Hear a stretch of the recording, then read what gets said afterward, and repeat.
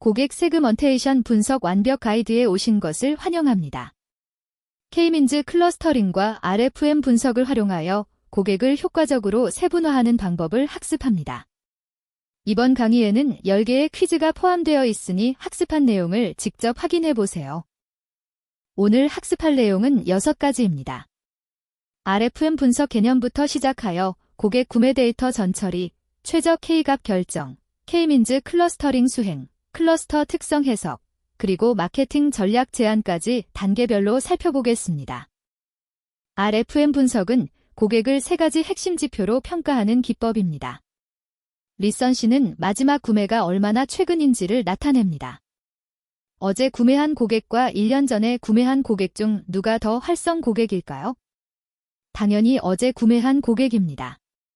프리퀀시는 얼마나 자주 구매하는지를 측정하며 머너테리는 총 얼마를 지출했는지를 보여줍니다. 이 3가지 숫자만으로도 고객의 가치를 직관적으로 파악할 수 있습니다.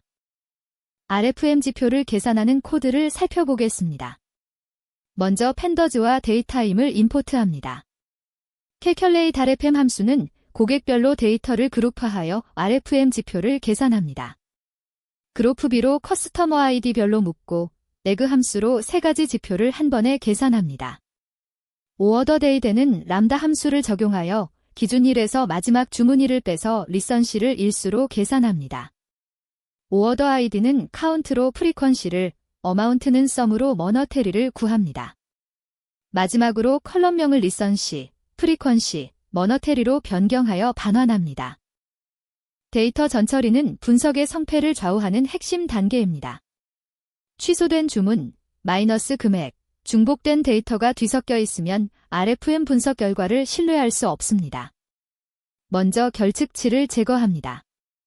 커스터머 아이디, 오어더 데이트, 어마운트가 필수 컬럼입니다. 다음으로 날짜 형식을 통일합니다. PD 투데이타임으로 변환해야 날짜 간 계산이 가능합니다. 음수 금액은 취소나 환불을 의미하므로 양수만 남깁니다. 상위 1% 이상치를 콘타일로 제거하고 중복 데이터를 드라프 두플러키츠로 제거합니다. 데이터 전처리 코드를 자세히 살펴보겠습니다. 프리프라세스 커스터머 데이터 함수는 5단계로 데이터를 정제합니다. 첫째, 드라너로 필수 컬럼의 결측치를 제거합니다. 둘째, 투데이타임으로 날짜 컬럼을 데이타임 형식으로 변환합니다. 셋째, 어마운트가 0보다 큰 행만 남겨 취소 및 환불 주문을 제거합니다. 넷째, 콘타일 함수로 99번째 백분위수를 구하고 이를 초과하는 극단 값을 제외합니다. 다섯째, 드라프 두플러키츠로 오어더 아이디 기준 중복을 제거하여 깨끗한 데이터 프레임을 반환합니다. K-민즈 클러스터링을 하려면 클러스터 개수 K를 미리 정해야 합니다. K가 너무 작으면 서로 다른 특성의 고객이 한 그룹에 섞이고 너무 크면 의미 없는 세분화가 됩니다. 엘보 메서드는 관성이 줄어드는 속도를 보고 꺾이는 지점을 찾습니다. 실로에트 스코어는 각 데이터 포인트가 자기 클러스터에 얼마나 잘 속해 있는지를 측정하며 -1에서 1 사이의 값으로 1에 가까울수록 클러스터링이 잘 된 것입니다. 두 방법을 함께 사용하면 객관적으로 최저 K값을 결정할 수 있습니다. 최저 K값을 찾는 코드입니다. 스클런에서 K-민즈와 실로에트 스코어를 임포트합니다.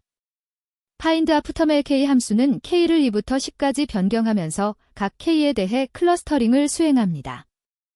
반복문 안에서 K-민즈 객체를 생성하고 PTU로 학습시킵니다. 랜덤 스테이는 42로 고정하여 재현 가능성을 보장하고 애니니트은 10으로 설정합니다.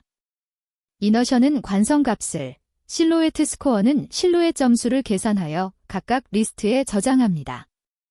최종적으로 실루엣 점수가 가장 높은 K를 최저값으로 선택하여 반환합니다. K-민즈는 유클리드 거리를 사용하므로 변수의 단위와 범위가 중요합니다.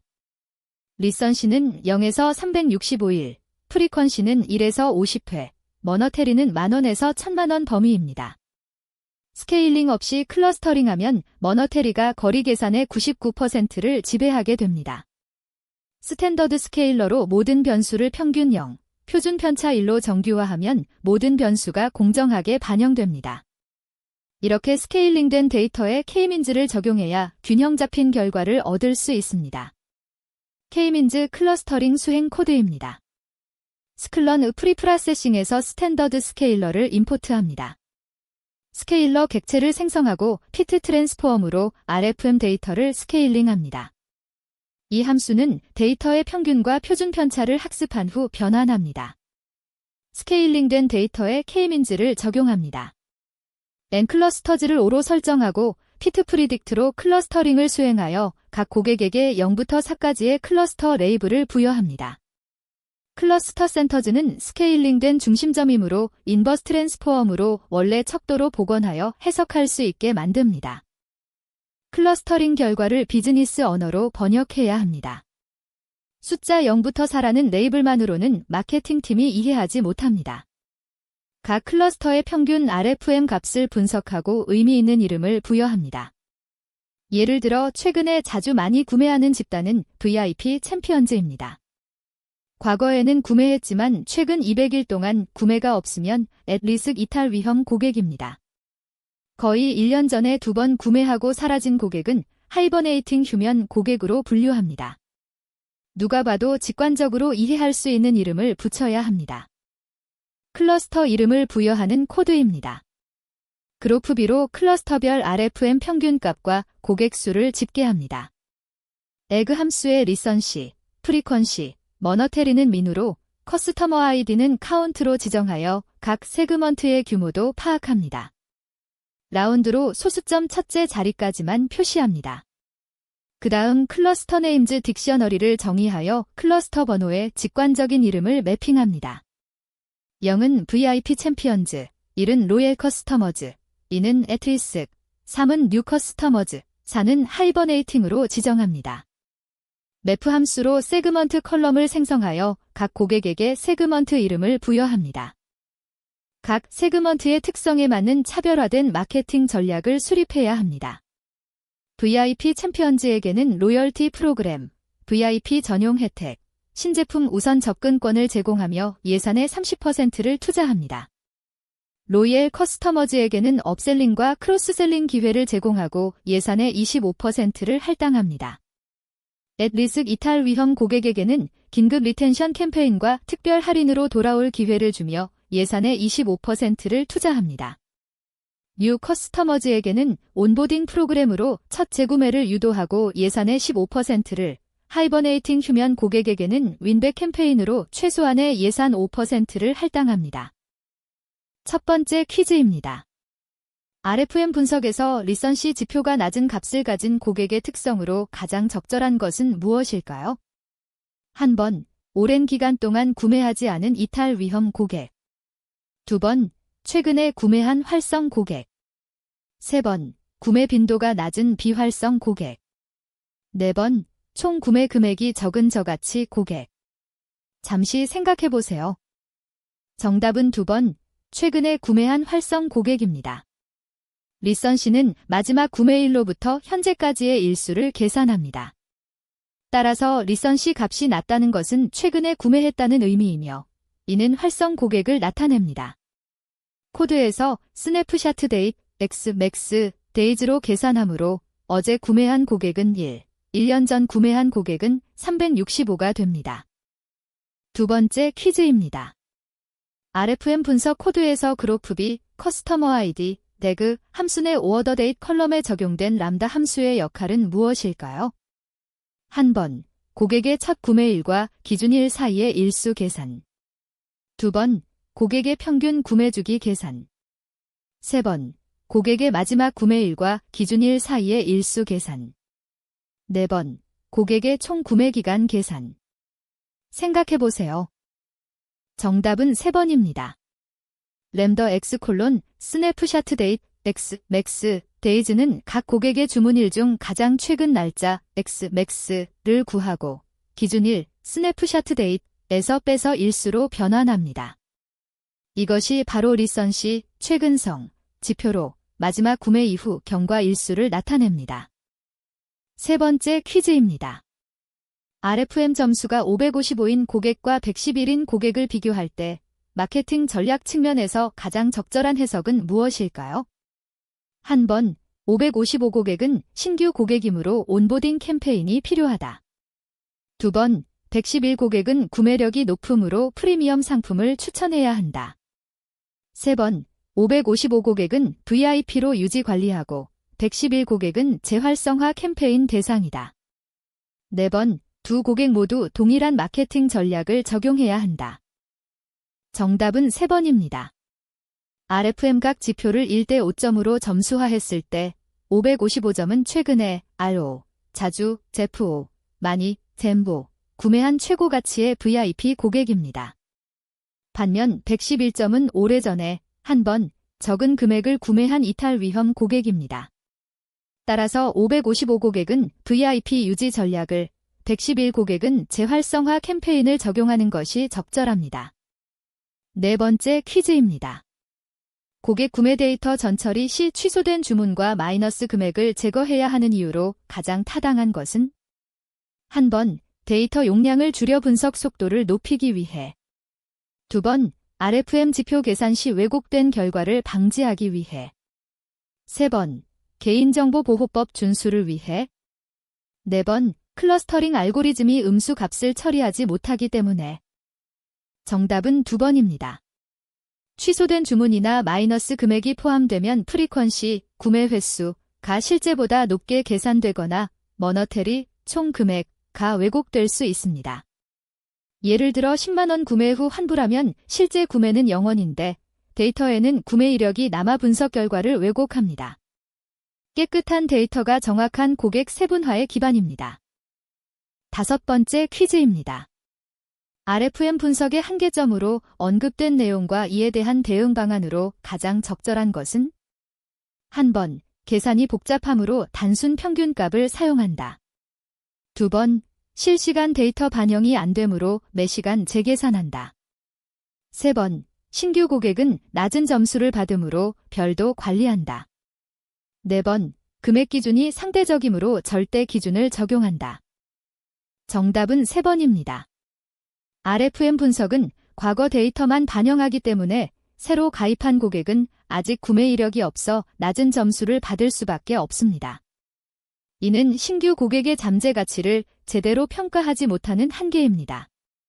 따라서 신규 고객은 RFM 분석과 별도로 온보딩 기간 동안 특별 관리하는 것이 권장됩니다. 여섯 번째 퀴즈입니다. 스냅샷 데이트를 2024년 1월 1일로 설정했을 때 2023년 12월 25일에 마지막으로 구매한 고객 A와 2023년 6월 1일에 마지막으로 구매한 고객 B의 리선시 값 차이는 약 얼마인가요?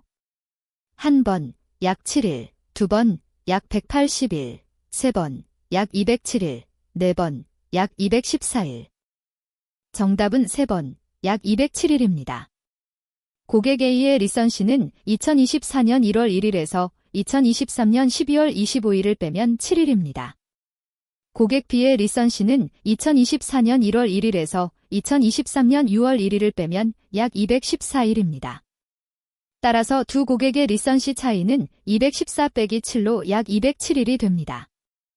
일곱 번째 퀴즈입니다. RFM 분석에서 머너테리 지표를 순수익이 아닌 매출 기준으로 계산하는 것이 일반적인 이유로 가장 타당한 것은? 한 번, 순수익 데이터는 개인정보에 해당하기 때문에. 두 번, 순수익은 제품별로 다르고 계산이 복잡하여 일관된 고객 비교가 어렵기 때문에. 세 번, 매출이 순수익보다 항상 높아서 고객 가치가 더 높게 평가되기 때문에. 네 번, K민즈 알고리즘이 매출 데이터만 처리할 수 있기 때문에. 정답은 2번입니다. 순수익은 제품별 원가, 프로모션 할인, 배송비 등 다양한 요소가 반영되어 계산이 복잡합니다. 또한 제품 라인별로 마진율이 달라 일관된 기준으로 고객을 비교하기 어렵습니다. 반면 매출, 어마운트은 구매 시점에 명확하게 기록되며 고객의 구매 행동을 직접적으로 반영하므로 RFM 분석에 더 적합합니다. 여덟 번째 퀴즈입니다. RFM 분석을 단골 손님을 알아보는 동네 가게 사장님의 직감을 숫자로 표현한 것에 비유한 이유로 가장 적절한 것은? 한 번, RFM은 주관적 판단에 의존하는 분석 방법이기 때문에. 두 번, 고객 가치를 판단하는 직관적 기준을 정량적 데이터로 체계화했기 때문에. 세 번, 소규모 매장에서만 적용 가능한 분석 방법이기 때문에. 네 번, 머신러닝 없이 사람이 직접 계산해야 하기 때문에. 정답은 2번입니다. 동네 가게 사장님은 이 손님은 어제도 왔고, 리선씨, 매주 오시고, 프리퀀시, 항상 많이 사가시네, 머너테리, 라고 직감적으로 고객 가치를 파악합니다. RFM 분석은 이러한 직관적 판단 기준을 R, F, M이라는 세 가지 숫자로 정량화하여 수만 명의 고객도 체계적으로 분류할 수 있게 해줍니다. 9번째 퀴즈입니다. 다음 중 RFM 분석과 K-민즈 클러스터링을 결합할 때의 장점으로 가장 적절한 것은? 한 번, RFM 점수를 수동으로 등급화할 필요 없이 데이터 기반으로 자연스러운 고객 그룹을 발견할 수 있다. 두 번, 클러스터링을 통해 리선시, 프리퀀시, 머너테리 값을 자동으로 계산할 수 있다. 세 번, K-민즈가 RFM의 세 지표 중 가장 중요한 것을 자동으로 선택해준다. 네 번, 클러스터링 결과로 개별 고객의 다음 구매 시점을 정확히 예측할 수 있다. 정답은 한 번입니다. RFM 점수를 1대 5점으로 수동 등급화하면 분석가의 주관이 개입되고 경계값 설정이 임의적일 수 있습니다. K-민즈 클러스터링은 데이터의 실제 분포를 기반으로 유사한 RFM 특성을 가진 고객들을 자동으로 그룹화합니다. 이를 통해 더 자연스럽고 데이터 기반의 고객 세그먼트를 발견할 수 있습니다. 마지막 10번째 퀴즈입니다. RFM 분석에서 기준 1, 스냅샷 데이트를 가장 최근 주문일 다음 날로 설정하는 것이 권장되는 이유는 무엇일까요? 한 번, 미래 날짜를 사용하면 시스템 오류가 발생하기 때문에. 두 번, 모든 구매 데이터가 분석에 포함되고 리선시가 음수가 되지 않도록 하기 위해. 세 번, 다음 날로 설정해야 주말 데이터가 제외되기 때문에. 네 번, 데이터베이스 인덱싱 최적화를 위해 필요하기 때문에. 정답은 2번입니다. 기준 1을 가장 최근 주문일 다음 날로 설정하면 모든 주문 데이터가 분석에 포함됩니다. 또한 스냅샷 데이트, 최근 구매일, 데이즈 계산 시 최소값이 1이 되어 음수나 0이 나오지 않습니다. 만약 기준 1을 과거로 설정하면 이후 주문은 분석에서 제외되고 기준 1보다 나중의 주문은 음수 리선시를 가지게 됩니다. 지금까지 고객 세그먼테이션 분석 완벽 가이드를 학습하셨습니다. RFM 분석과 K-민즈 클러스터링을 활용하여 고객을 효과적으로 세분화하고 맞춤형 마케팅 전략을 수립하는 방법을 배웠습니다. 학습한 내용을 직접 코드로 작성해 보면서 실무에 적용해 보시기 바랍니다. 감사합니다.